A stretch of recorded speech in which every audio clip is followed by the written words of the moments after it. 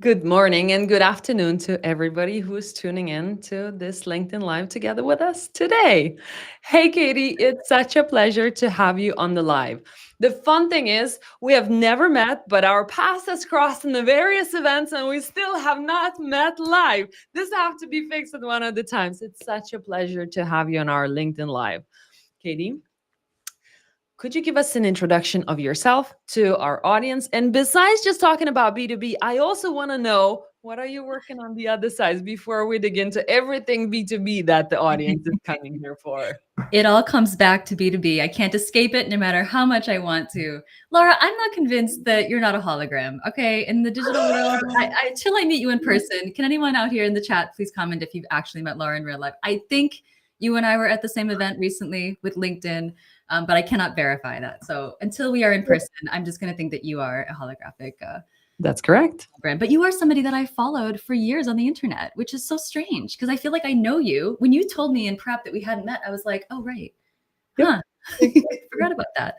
Well, hi, everyone. Thanks for having me on your podcast. You guys do a great job. Shout out to Dream Data. This is a great show. You've had some of my favorite voices in B2B on the show.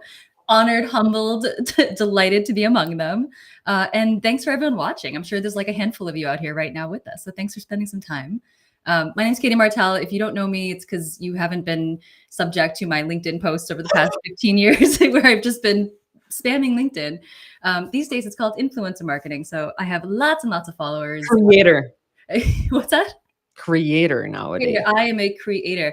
No, I'm a marketer by trade. I'm a B2B marketer, born and kind of raised, started my career in B2B marketing to other marketers, which has given me a very interesting, I called it like the world's fastest MBA in marketing, because you are literally marketing to people that are doing your job. And forced you very early in my career to get really good at it, break through skepticism, do some cool stuff, and try to I was coming into B2B around 2009, 2008. So you can imagine the way it's been changing ever since. I've been part of the groundswell of MarTech. I've worked for some of your favorite MarTech brands. I've probably ghostwritten a lot of the MarTech blogs that you have loved from some of your favorite MarTech founders over the years. And these days I get to work with a number of companies in B2B and beyond. And I'm sure we'll get into that, but really delighted to be here. So thanks for giving me a chance to chat. Thank you so much. And you still did not tell what you're doing outside of B2B, which is very exciting for all the marketers who are probably marketing to either salespeople or marketers, most of them. And then you go outside of some of the other techs selling to other people. What do you do besides B2B? Outside of B2B, my passion for marketing really started in psychology and anthropology. And marketing is kind of a ubiquitous force in our world, whether it's B2B or consumer-faced marketing. And I have been keenly kind of aware of how it's all around us all of the time, and very interested in what that does to us as a people, as a society, as a world. And so one of my big passions that many people know me on the internet for is looking at the impact of our industry, not just in B2B, but advertising writ large, social media at large, on society, whether that be how companies pander to social movements. I have a body of work around that. Whether companies are looking to treat their employees differently. We're coming into a new age of employee activism, which is really interesting to me. That's part of it. One of my big passions, though, is how advertising and these days influencer marketing, et cetera, kind of bleeds into the other problems facing society. So I'm thrilled to share, maybe this is the first time people hear about it, but you'll hear a lot from me over the next few months on this, that I'm working with the team behind Killing Us Softly, which is a groundbreaking film series from Jean Kilbourne. She was the first to look at how advertising has affected women back in the 70s.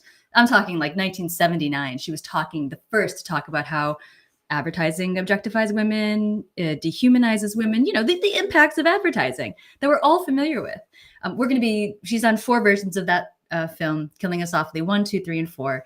And I'm so delighted to share that we will be working on a Killing Us Softly 5, which looks at the way that social media, think influencers, think filters, AI, which we're going to talk about today, affects people, how we see ourselves and the world around us, violence against women, et cetera, et cetera. So we'll be absolutely so thrilled to share that when it's working. But right now we are working on collecting insights. So go to my profile if you're interested in being part of this film. I'm just going to, Laura, sorry, shamelessly promote this project now. We're collecting survey feedback. We'd love you to watch Killing Us Softly 4, which was released in 2010. And we'd love to hear what should be in live. So there's a survey out right now. You can be part of focus groups. I'm really interested in talking to consumers and marketers about how advertising in the age of social media has affected society. So that's a plug of what I'm working on outside of the world of B2B. But as you and I both know, there's a lot of fun to be had in B2B. So here I It is, but it's a lot of fun with the movie as well. I have seen 4, and I did not contribute to the video, to your survey yet. So that's what I'm going to do. And everybody else, you should watch it. We're talking marketing right now, and it's yes, there's a lot of bias, and we can be a part of breaking that barrier as well. I'm so excited. This is a project of like when somebody asks me, what's the reason, what's your why working in where you're working? I That's can tell you why. that That's what we're attracts me to marketing. It's what makes me so interested in B2B because it's now changing in a world of digital. And I get to be a lucky student of it. I get hired as a quote influencer, as you do, a creator. I look at it like a glorified like correspondent. I basically get to sit in the role of somebody who's in the industry, but a little bit outside of it. And as a speaker over nice. the last 15 years, as a writer, I've written books, give talks. I'm just so interested in how it's changing. So that's why I'm thrilled to be here today. But it's definitely a field that attracts some really creative, some really empathetic people. And yet we still have to be really honest about its impact. We have to be willing to look at the hard truths about our industry, and we have to be willing to understand as consumers how we are affected by it. A lot of us like to think we're not affected or influenced by advertising, and yet we are surrounded by it. So even those of us in the industry, it's a clarion call for us to be more aware of the power of what we do. Again, whether it's hiring an influencer, promoting a weight loss drug, playing with filters, or perpetuating different biases. I mean, we have a lot that we can, I think, learn if we stop to think Nice. critically. Exactly. We can continue talking about All this day, topic all forever day, but because I I won't. Don't worry. Don't worry. recently moved into New York from Europe, and just the difference of advertisement in here is Interesting. insane. Wait, But how this is so? I not want the to know. I topic want for to know. I want to today. know. I want to know. Tell me how, real quick. So before we get like the biggest thing for me was there are so many drug advertisement in the Yes. US. I've never seen a single drug Mhm. advertisement in Europe before. Mhm. And that like but I like why? Because you go to the doctor and the doctor tells you what you need to get, and then you go to the pharmacy and then you get it. But yeah, so Interesting, huh? To look at the kind. let's get into Let's get B2B into for B2B. now. But anyone who wants to talk about this anytime, happy to. We're gonna stay offline and you can join the Exactly. group to discuss this Exactly. after this. All right. So we're talking B2B trust crisis and AI impact. And this is the topic for today because we started when I joined Dream Data, which is 5 years ago. Already? The topic What? was already, Wow. yeah, Wow. imagine. The topic was already on marketers' lips. It's like, oh, B2B is just so the same, so boring. B2C is so much more fun to do marketing for B2Cs. So, how did we get into this trust crisis and what is happening? So, tell me the prehistory of that because you have been looking into this for longer than I I have have. definitely been fascinated by trust, but it's just one of so many elements that goes into great B2B, marketing. I think in prepping for today, chatting about the trust crisis, there are kind of two layers of it. And I do think it's important to back out and go to the 10,000-foot level before you talk about B2B specifically. So just humor me, dear listeners, for a minute as we do expand a bit, because marketing, a lot of marketers suffer from kind of this idea that we market on an island, especially in B2B. We think, oh, what we do is different from what all marketing does, or different from, disconnected from the kind of world around us. Again, we're insulated by companies, we're insulated by job titles and rational decision making. And you know where I'm getting with this. It doesn't work that way. But so we have to look at the fact that today we are living in like a post-truth era. I don't think that's too controversial of a fact to say, but it's kind of this moment in time. I mean, we are in 2025. So when you joined in 2020, this is pre-pandemic. Pandemic Mm, itself, which I think all of us are still trying to figure out what the impacts of that have been, wrecked the public's trust in institutions, whether it be government, whether it be media, whether it be scientists, right? This is now we're kind of post-pandemic looking back and realizing, oh wow, we have a massive crisis in terms of who people trust and not. Misinformation is everywhere. That's the kind of, word of the century, word of the decade for sure. Certainly since our current president took office, it's been the kind of normalized acceptance of what's true, what's not. If the president of the United States can lie, what does that mean for everybody else? You really have to take what we do in marketing in context with the rest of the world. And these are just simple facts. These are simple, nonpartisan, facts. And so now we have this era of mistruth, post-truth. No one is sure if the news articles they're reading are real, if the posts they're seeing on social media are real. We have a huge crisis in where Americans, for example, turn to when it comes to news sources. It's a fractured landscape. We don't know who to trust. And that has led us to kind of these camps, right? Of I listen to this media or I listen to that media because it echoes my worldview. And it's this, that's how we're getting our facts, our information about the world, and therefore our information about ourselves. You go down the rabbit hole of YouTube, you get on the rabbit hole of how younger generations are educating themselves about the world around them. And you see some really troubling, non-trustworthy sources of insight. That's where we're marketing into. We can't think like we're not marketing into this world.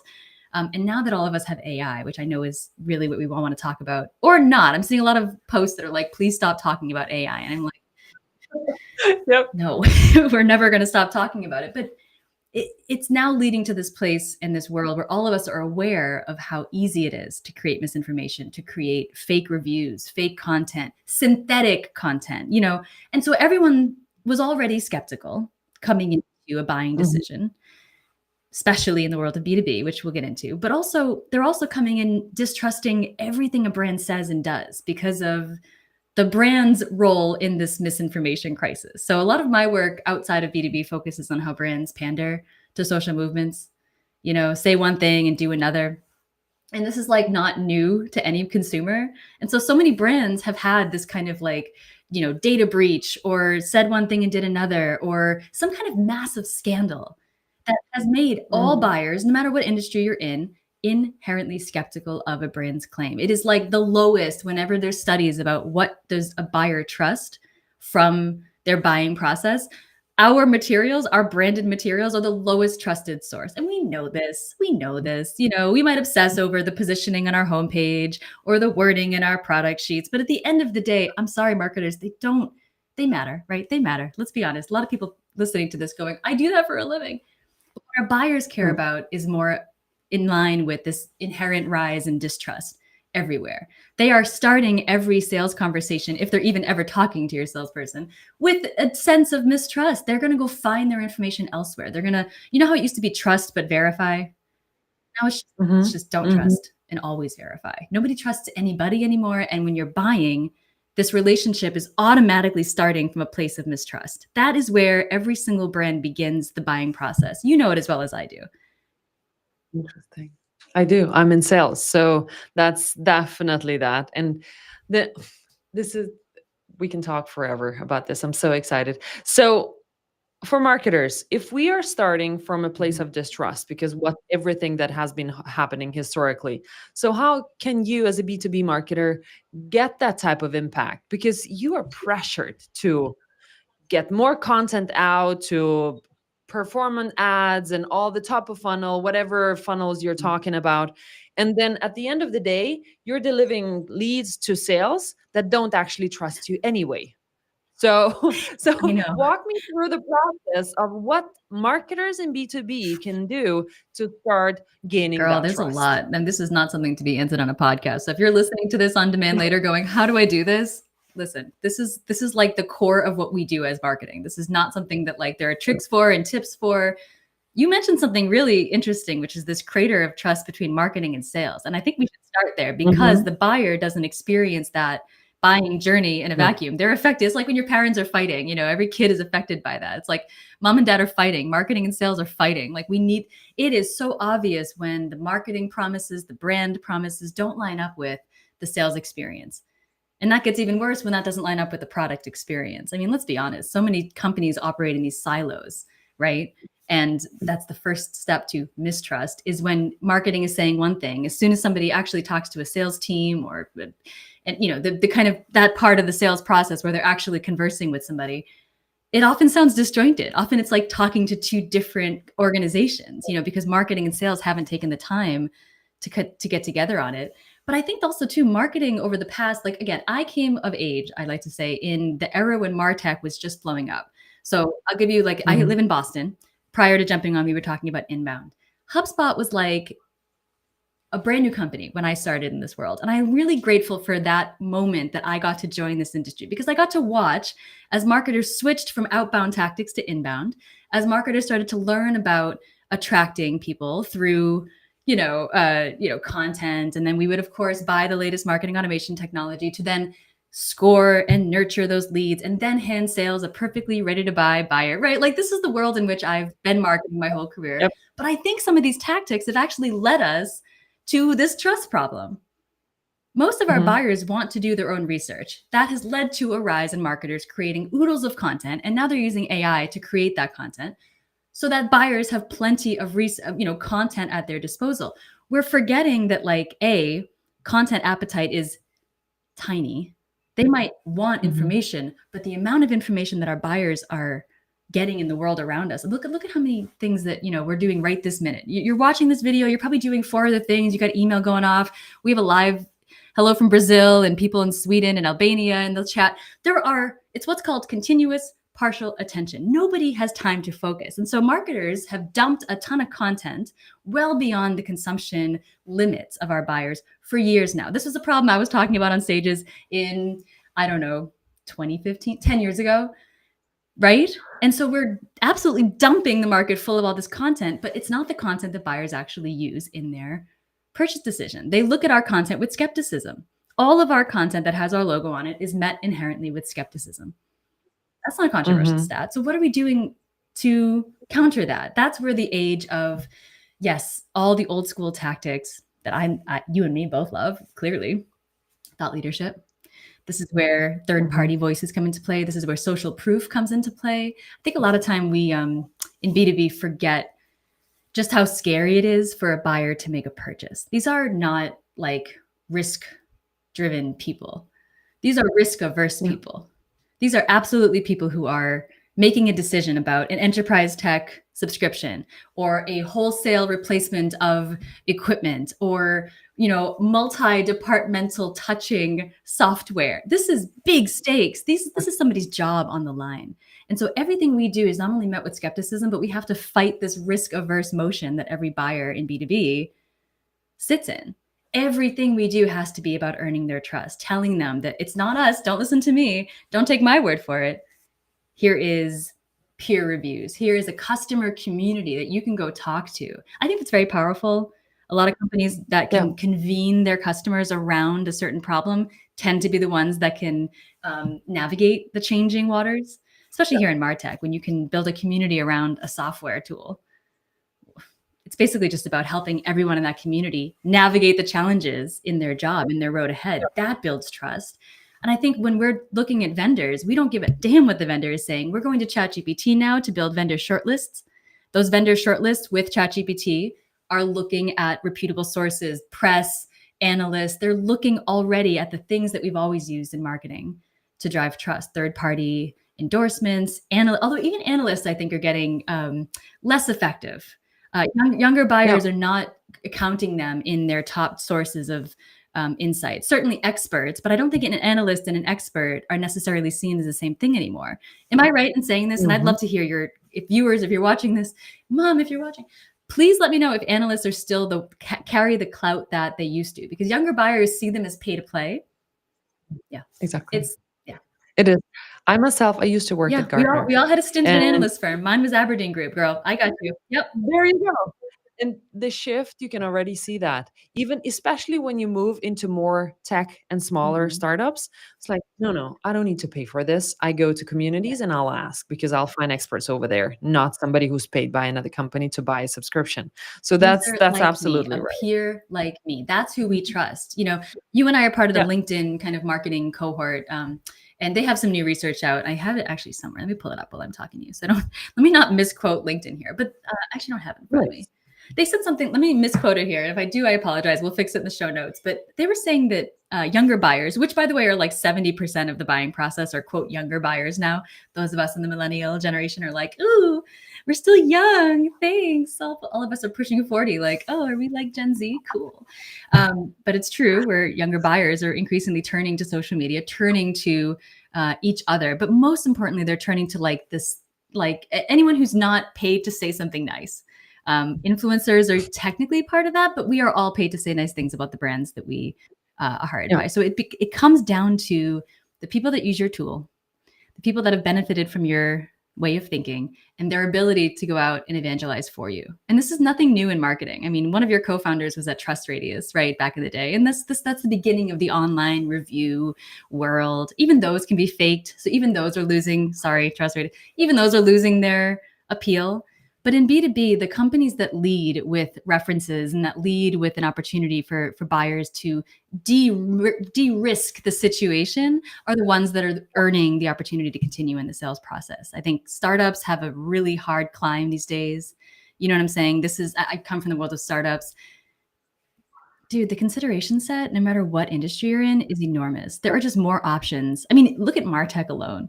When I was young, there were 150 companies on the Scott Brinker MarTech landscape, 150 different companies competing for my share of wallet when I was in-house marketing to a CMO's budget, right? And by the way, I started my career in the list industry, the list business. Talk about the least trusted, the most sketchy, right? But it's a business that you actually learn very quickly underpins a lot of motions and continues to this day to be one of the most critical components of marketing. And no one wants to talk about it. But back when I was there, we were competing against every other thing that a marketer could spend their budget on. And we won against some really sketchy players. I'm talking like, hey, I'm a vendor in, some country, and I'm going to sell you a 10,000 business decision makers. Like, who among us has not gotten that pitch? This was my industry. We knew that the only way to build trust as a startup in that industry was to just be the most likable, transparent. And I know this sounds so cliche, but we really, like, we put our faces on the homepage. We were the only data company to put the faces of our executives on the homepage. And this was on purpose because in that world of nameless, faceless data brokers, we were out there saying our company can be trusted because we are the ones that are willing to stand behind what we're saying. Our data is clean, it's accurate, it set us apart. That was our differentiator at the time. And we worked. We were the David against some really huge Goliaths, and we beat them. We actually did some really great deals head to head against companies, matched them on price, and still won because people liked our brand. They liked that we brought them into a little community. I don't know if a MarTech brand could do that today as effortlessly. There are now something like 15,000 companies on that chart, on that MarTech landscape. And if you're a buyer, nobody is trustworthy. Absolutely nobody, because you've never heard of most of them. And so I feel for a lot of marketers, coming up in this world now. So you're saying already back then, putting faces to the company by marketing, putting them on the website, doing, I don't know, videos with other clients gives you trust as a buyer. So marketers nowadays, what can they do exactly to be able to build that type of trust? So content is great. It does work on search. It still appears on the AI searches as well. But if you're met with that type of criticism after you've built all that content, because that's where you focus, beautiful colors, amazing content, we've got everything on our website, all the questions are answered, all of the tricks in the books for comparisons of other competitors and so on is done. But how do I build the trust that type of client who comes in is like, I think I trust them. And I think I'm trust them with my money and my career because I'm buying something for the whole either team or organization. What You're should bringing they up do? a really interesting point. And I just want to pull up do you know the elements of value? Have we seen Show this? me. If you're watching this later, look in the show notes, and I promise, Laura, that I'll send you a link to this. This came out like 2018, just around the time I think that your company was founded. It basically was from Harvard Business Review and Bain, and they did this study that was all about the elements of value. If you look up HBR, elements of value, B2B, you're going to find this like Maslow hierarchy of need pyramid. And at the bottom of it are essential like table stakes to doing business. You've got things like, does the product meet my specifications? Is it an acceptable price? Is it regulatory and compliant within my industry, and does it meet ethical standards? Right? These are like the baseline before you start differentiating higher and higher up this perceived value. Those four things are actually extremely important. And I think a lot of B2B companies don't put enough transparency into the process. Like, I know with enterprise organizations, you cannot give out pricing on a homepage or a website. That's not what I'm saying. What I'm saying is, do you make it easy for a buyer to figure out where and what ballpark you're in as they're building their shortlist? A lot of companies gate those conversations. They want you to talk to a salesperson. That's fine too. But they really make it difficult. They make you jump through hoops when you're really just building your shortlist and maybe not even ready to buy. And so I think that tools like pricing calculators, I think tools like that we typically see in the sales process are increasingly going to be used earlier as a way of establishing that transparency upfront. Same with these other, value elements like meeting specifications or regulatory compliance. These are the things that buyers need to check off first before they even start downloading more content or start getting into a conversation. It's kind of like, if we can't do business, we can't do business because of these four things, right? As you meet those needs and start to move up this pyramid, it becomes more about functional value, like economic value. Is this going to reduce my cost? Is this going to help me make more money? Is the product of good quality? Does it scale? Is this company innovative? These are things and questions that I think our marketing can answer with a little bit of effort. We like to say a lot. We need to show more. Does that make sense? We like to say we're the leading, best in class, this and that. But I think in this day and age, we just have to show it. We have to show it through, it depends what industry you're in. I mean, if you're in commercial refrigeration, you can't exactly do a free trial. You know what I'm saying? But you do have to really show that you understand these very basic table stake needs of buyers. I find a lot of us have gotten caught in the framework of changing the world of our buyers when we're really not. It's B2B. What we're trying to do is help them solve problems that they don't even know that they have quite yet and can't really articulate. The key to B2B, as far as I've been in the industry, is somebody else, a vendor, saying the words that we didn't really have words for. I call them exceptional truths. If you can say the things that your buyers are thinking, but no one is saying to them, honestly, you've got an advantage. You've got a trusted advantage. This is where content can really be effective, when it's challenging an accepted truth among your buyers, when it's starting to push them in new directions, or when it's causing them to go, ooh, my existing way of solving this problem, there are holes in this. You're not coming in and saying everything you're doing is wrong. No one likes to buy in a situation in which they've been told, hey, you're wrong. So this is a careful thing we do in marketing. We have to help them understand that there's a gap. There's a gap in what's possible, and there's a gap in the way they're doing things today. It's what most companies kind of fail on, is they kind of look a lot like existing solutions, or right. We have to be willing to push our messaging to the point where we're creating a little friction with the way that a buyer is doing business today. That can be a little scary. But you and I both know that some of the best companies are able to come in and say, actually, the way that you're doing things today, you really got to be thinking different about it if you're going to future-proof yourself. There was like in the world of sustainability, right? And in B2B, there was 10 years ago, it was less of a focus for organizations. It was really not like, I'm thinking, I don't know why I'm stuck on this refrigerant and cooling organization that I helped with, but it was this like non-sexy industry. The companies were not thinking about sustainability when they were making these choices. This client needed to, again, nudge their thinking towards essentially a different criteria. They weren't shopping based on sustainability. So this vendor had to really be persistent and clear about the fact that this was going to be something they had to think about 10 years from now. And a lot of us can't predict that in B2B, but in some industries you can, because in some cases, these are long sales cycles with long, product implementations. We can get ahead 5 years. We can understand what's going to happen. We need to be more willing to, I think, show our expertise in that area. This is different than thought leadership. This is very much about helping a buyer understand that what's available to them in the future is more broadening their horizons a bit. Does that make sense? I feel like I'm saying, but it does. It does. And we're in this shift. It's not even a shift. It has just been ongoing all the time. So far, it sounds like it's a big part of messaging that comes out from the sales teams.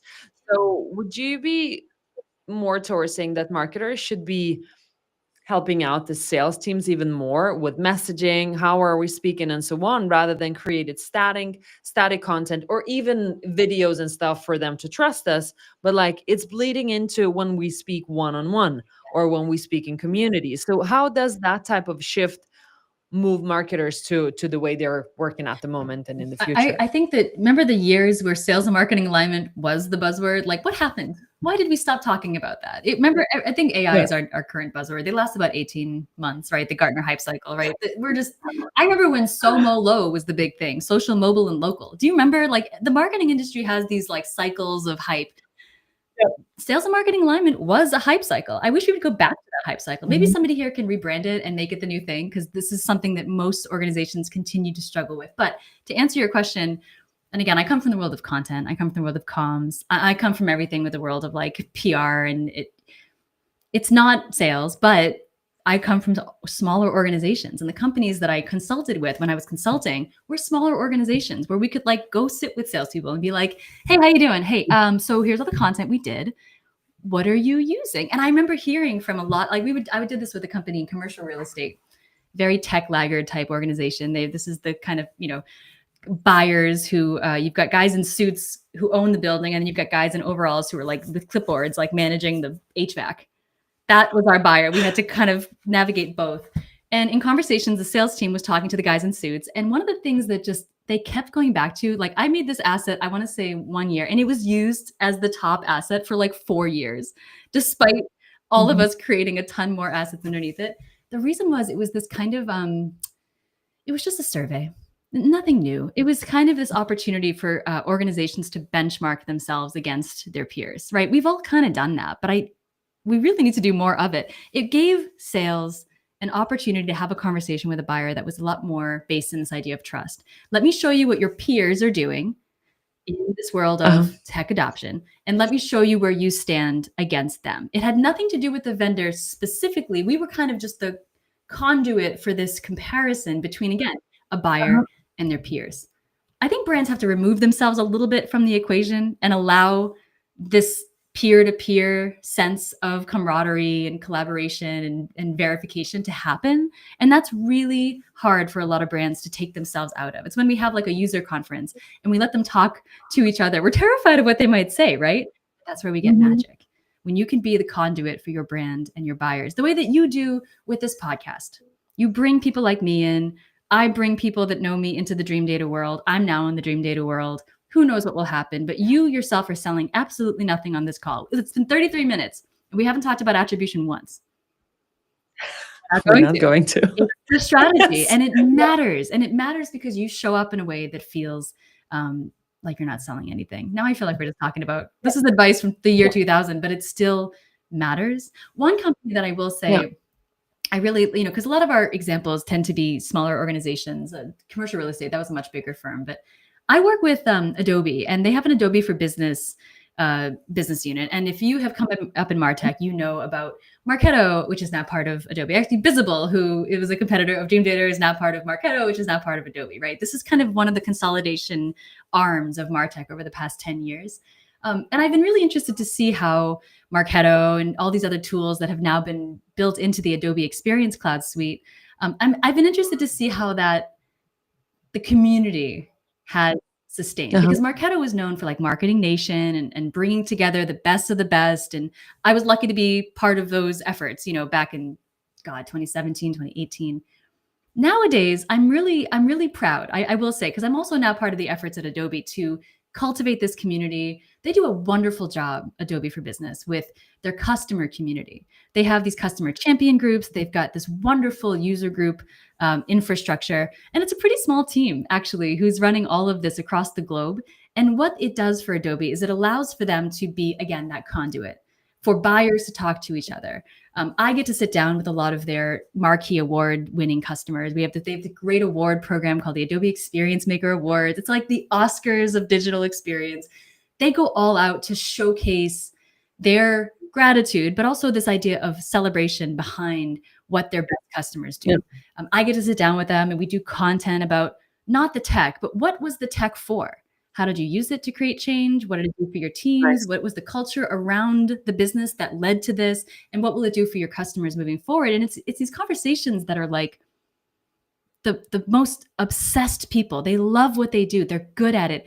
They're also doing it in a world where there's not a lot of blueprints. So you have a lot of people just like them in digital marketing and optimization and customer experience management who are looking for answers. And Adobe is the tech, right? The platform. But then all of this content and all these activities and it's all about the customer connecting with other customers like them, sharing the why behind what they do, the tricks, the tips, the things that help them establish their role in the digital marketing ecosystem, which, as you know, sorry, I'm rambling. You got me on you got me on a Good. you know as well as I do that our jobs are changing constantly. And yes, whoever Zenta, thank you. Elements of value, you got it there. Hey, that was actually the consumer one. We have a link in the chat from Zdenka. Thank you. That's the consumer one. Please look for the B2B one. There is a separate one about B2B that I think is very important. It's called the B2B. Hold on. We'll find it. We'll add it to the Here, show Laura, notes it's in the as well. chat. Virch, here, go drop into the thing.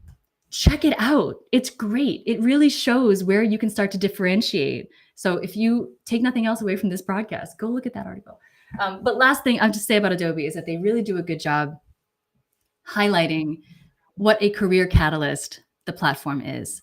In other words, what it's done for the careers of their users. And I think more of us can leverage that when our, and this goes back to the elements of value, when our products can actually help somebody's career, their network expansion, who they're meeting at our conferences, their marketability, how now valuable they are in this industry, and their reputation, we've got it there. That's where we need to start focusing our elements of value in marketing. Absolutely. Absolutely agree. And it's such a in those long customer journeys, you have to drop in places where marketers are actually not just taking decisions about am I buying this product or this product because they're competing, but in general, you are in a fight for their attention to first of all notice that you are a company that actually understands me, and then as soon as the problem comes up, then we will be able to talk with this product and this product together, but you are in the same group of the like, are we going to take this as a priority as well? I want to shift our conversation towards AI because we started with, oh, everything is the same. We're in a trust crisis, but everybody's still using AI to get faster, to get bigger, to do things first before everybody else, because we're measured on those small, quick sprints. But where can marketers that you see can still use AI to not just do things of the same type, but just a little faster, but become those good marketers that their buyers start trusting? So where would you see AI giving that type of impact nowadays? It's a good question that we're all still trying to get the answers to. I'd be lying if I said I knew how AI was going to reshape or how marketers are using it today. I can tell you what I have seen. I can tell you my experience, but I encourage everyone here to, how do I say this gently? Like, stop looking for answers because they're not there. We are in this beginning phase of, AI is funny because AI has been in our lives for a very long time. Siri has been based on AI. Amazon's recommendation engines are AI. Netflix is, you watch this, and so you might want to watch this, or AI. And no one seems to have had a problem with it until it has now become the thing that, again, investors are investing in. We have a boom around companies, .ai everywhere. It's not a read, by the way. It's just what happens. Markets naturally follow energy, and energy right now is being poured into AI, and for good reason. It's got to be transformative technology.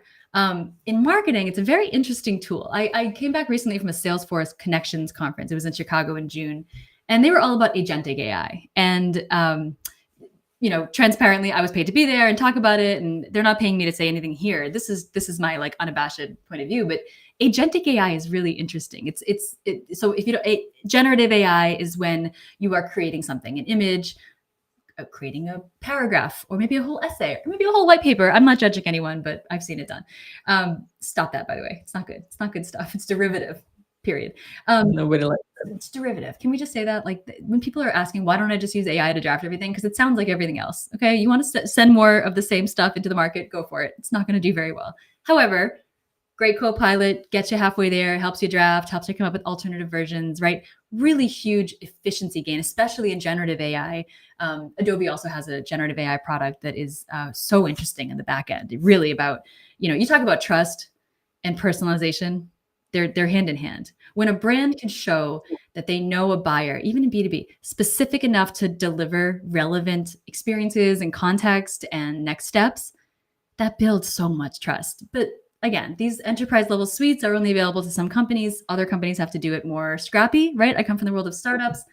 If you're a Salesforce user, it's really interesting what they want the marketer to do with generative AI. Oh, sorry, with agentic AI. Because as generative AI creates content, agentic AI is like AI with agency. It's AI that takes action. You can kind of build these digital coworkers.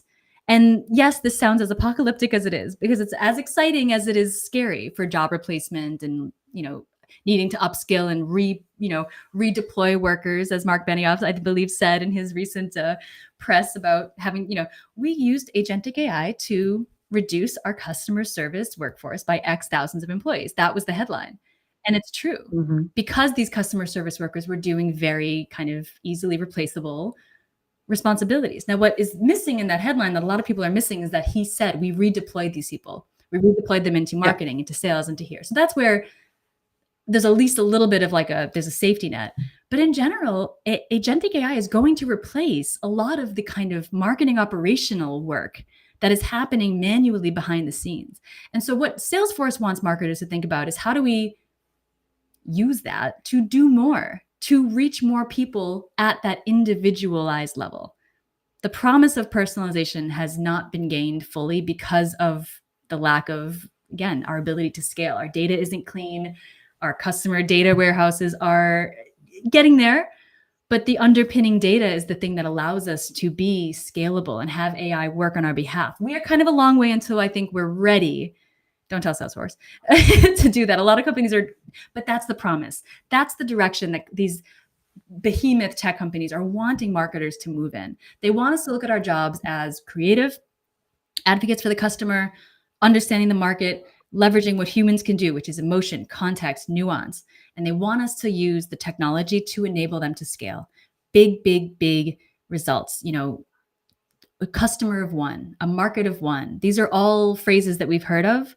This is where AI, I think, is going to really, the rubber is going to meet the road with AI. It's going to be used to create automated versions of our coworkers that can build our segments for us. They can actually talk to customers if we give them an appropriate chat interface with the right backend data. They can build campaigns in these tools up to the point where we don't need someone to build a workflow.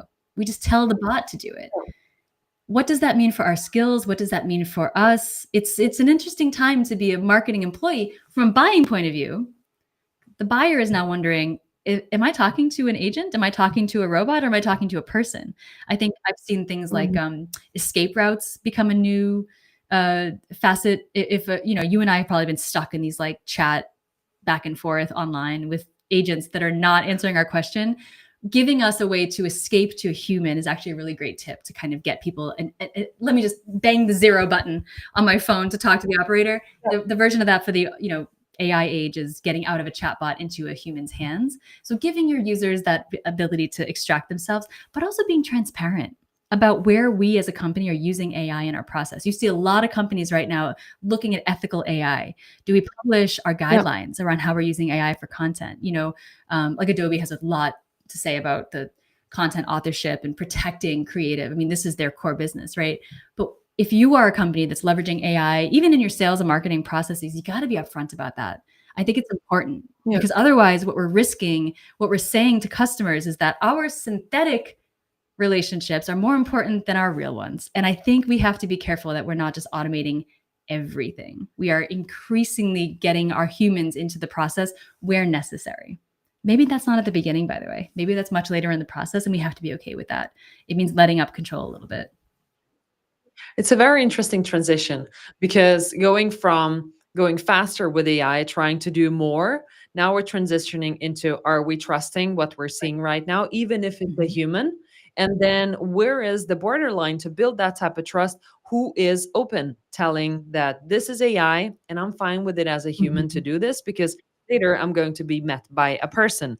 So where do you see that type of borderline of building transparency, building that type of trust between AI done stuff and humans in marketing? Yeah, here's the thing, it's really hard to tell when AI has had a role in Yeah. anything. And it's not inherently bad. I think an AI generated piece of content might be better than a human can do in Yep. some cases. When you're giving it the right prompts, when you're feeding it the right data, I love using it to just make what I do better. People always say things like it's a co-pilot, it's meant to be with you on the journey, and I do agree with that. I think that a lot of times we can leverage it to surface trends, to analyze our data in ways that allow us to be very, like, let's use these tools. They are available to us. Let's not say AI inherently is some evil force thing. Where it gets sketchy, I think, is when we are passing things off as ours or real when they're not. um, Mhm. I see a lot of, like, for example, tech that leverages AI. If you're, for example, you're in a buying process, right? One of the new questions that vendors have to answer is very much about this idea of, where are you leveraging AI tools, so third-party AI tools, in your product now? And if so, how are you protecting my data and my Mhm. customer data, or whatever the proprietary enterprise level data that we're trusting here? That's an interesting new thing. I mean, there's a lot that goes into transparency and um, disclosure about that. We're seeing it now when it comes to AI literacy initiatives, where companies are actually teaching their customers how AI works in their product, where it's being used. We have to give users, for example, feedback loops. When you get like a search result or a chatbot result and it says, this was AI, how did we do? And you give that thumbs up or thumbs down. That's so Mhm. important. You've got to give humans a chance to feel like they've got a feedback loop, right? So not only do we have to be radically transparent and disclose when AI is generating content, we have to tell them when we're using it. Has Yep. it been used in this chatbot? Is there an escape to a human? I think when we have a world of synthetic content, really, our biggest, and this is like so old school that I can't believe I'm saying it, not the very least on a podcast to other very talented marketers listening, our customers, our employees, our people, our humans. We cannot replace them. We cannot AI generate. Although you could do a pretty decent job creating an AI version of me. It's really funny. We've played with it. Some of my video team and I have played with some tools for voiceovers, and there's some really crazy stuff that you can get me to say that I've not said, which is scary.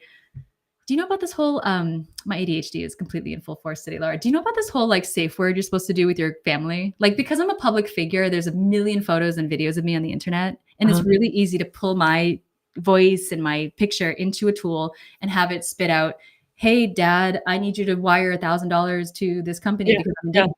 I've had to come up with a safe word that I will never call my parents and ask them for wire transfer or sensitive information about me without the name of our childhood pet, which now, if you know my childhood pet, you can steal my identity. Have fun. It's a fascinating, weird time to be in the world of media.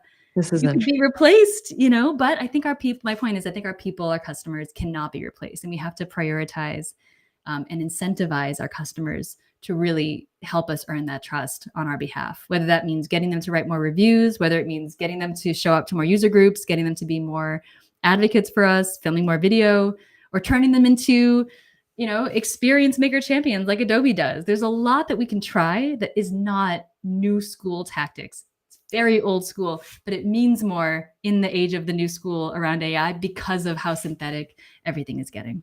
Yep, absolutely. And if there are any questions in the audience, you're welcome to ask them. We still have 10 minutes left for the conversation. Katie, for the upcoming future, what are you the most excited for AI coming into this picture? Because there is so much of scary stuff. But what is it that excites you right now for marketing and AI in Yeah, marketing?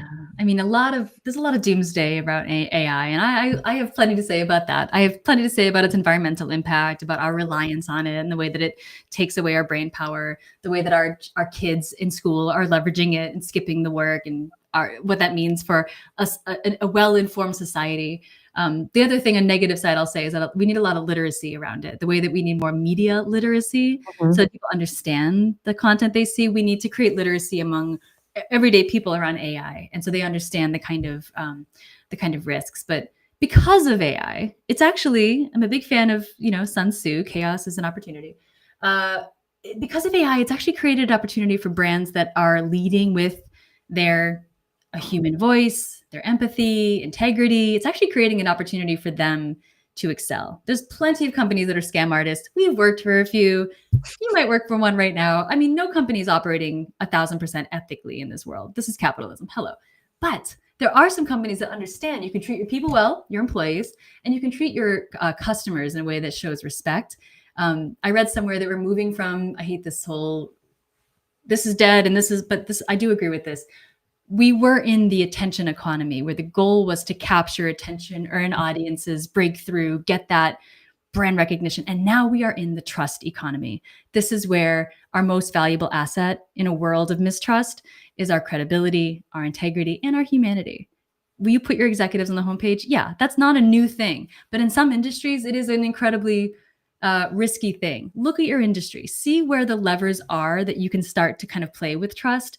I think that in some cases, AI makes us feel like we can now do anything. We can do everything. We can be everywhere. We can be all things to all people because now we have this thing behind us to scale our content, to scale our efforts, to come up, right? We can't lose sight of marketing basics, which is that we cannot be all things to all people. You have a great episode with April Dunford. Go listen to that. She's brilliant on positioning.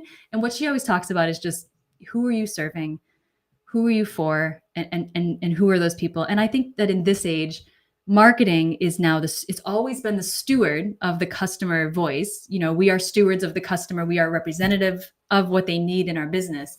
But these days we have to also be stewards of that trust that a customer will eventually place in us. We have to bake that into our process. I don't know how you measure trust beyond marketing working, beyond people actually listening to your podcast, beyond people being willing to engage with you. I think trust is a sticky thing that we can't measure, but that we need to consider part of our charter. If we have a, if we have a what was it called? Like a crisis as a brand, we talk about crisis comms. Usually there's this like playbook of like things to do after a crisis, right? You issue a statement, you fire the person who could be scapegoated for this, and everyone kind of moves on. In B2B, it's a little different. In B2B, I feel like because the high stakes, these are high risk decisions, these are embedded products that take years to either rip out or replace or whatever. Trust is lost fast and it takes a very long time to rebuild. If, if a major organization that you've spent millions of dollars with drops the ball, there are now hundreds, if not thousands of people in your organization that will never do business with them again. Do you know what I'm saying? The integrity of B2B matters, and we and marketing need to not overpromise. It's a really surefire way to break that trust, and it takes forever to gain it back. It takes a long time to build back trust. So I think we need to be willing as marketing to kind of point out where there's flaws in the journey, where we're having a disconnect between vision, promise, and reality, whether that be in the sales process or further downstream in the product. Marketing has to be that frontline advocate. Not to say everyone will listen to marketing, but maybe if you buy Dream Data, you can prove the value of all your marketing, and then your CFO will trust you again, right? Laura, you didn't pay me for that, but that's a great. Right? What you guys do is all about trust, building trust between. It is. And the interesting thing you're saying, like looking into the C-level executives, when you bought a tool and you were promised for it to do one thing and it didn't do it. And let's say you did not lose the job, but you did lose, first of all, your trust into that this type of problem can actually be solved by a tool. And then the next step, am I going to get to buy another tool as well? Because it lost the trust of our CFO. It lost the trust of me, of the whole team. So what are we going to do to move past beyond that? Rebrand. It is a Rebrand is the answer. Yeah, but then again, it's a problem for all of the companies in the same bucket as well. So if you have a rotten egg of all of your competitors, and all of us do, so there is a part of market that is getting to be disappointed about what has been sold to them and it has been lied. And then you are also a part of that kind of extra skepticism. Can they deliver on this? This is very, very exciting. And then you better hope that whoever is buying from you and comparing you with other brands would rather choose another company, if they don't choose you, another company that you trust as well. I see that Right. over and over This again. It's cohort so of right, and exciting to this is watch. where I think, who you partner with matters. Shout out to all the partnership people out there. When you can build community of other partners around your solution, it signals to the market that you can be trusted, that your tech has been verified, validated.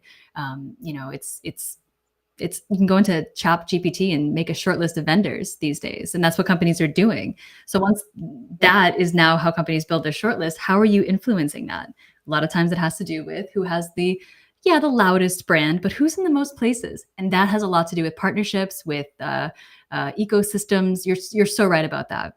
And one thing I'll say too about companies who are in the space that are bad actors, you're exactly right. Every single vertical has that kind of bad actor. And I encourage brands to look at that as an opportunity, because now if you can be the more reliable, the more trustworthy organization, if that can be your differentiator, it's like, it shouldn't be, but it is. And I would play that up. I would lean heavily on that. I would lead more with third party, with customers. I would lead more with proof points. Again, this is the age of, we have to prove our value and prove that what we say is true far earlier than I think we ever have before, when there were less options, there was less pressure, there was less risk, and there was just less information out there. We need to cut to the chase, and it's got to lead with credibility. That's the battle. Fantastic. Katie, Did thank we you so talk about much. It anything was a that you wanted to? conversation. I appreciate the Yeah, chance to rant about marketing. we It's one of did. my favorite things to I do. would Thank like you. to continue this conversation over and over again, because there are so many topics we touched upon that are so exciting, and we got to do this one I'd more love time, to. You're because great. this is so much fun. Thank you so much, Katie. Everybody in the audience, if you did not get a chance to ask a question, or you would like to connect with Katie or myself, feel free to connect on LinkedIn. Follow the Attributed podcast. We're going to do more of these things, including Katie and April Dunford and many, many more. So thank you so much, Katie, for your Thank you time guys. And today. thank you to the Dream Data team for putting